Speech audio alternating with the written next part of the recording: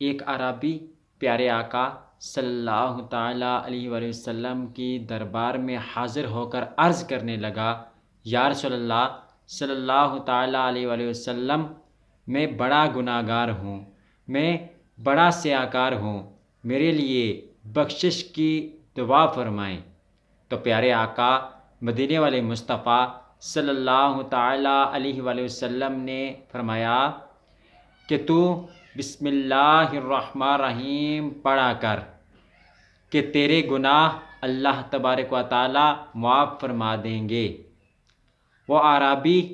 پیارے آقا صلی اللہ تعالیٰ علیہ وآلہ وسلم کی بارگاہ میں عرض کرنے لگا،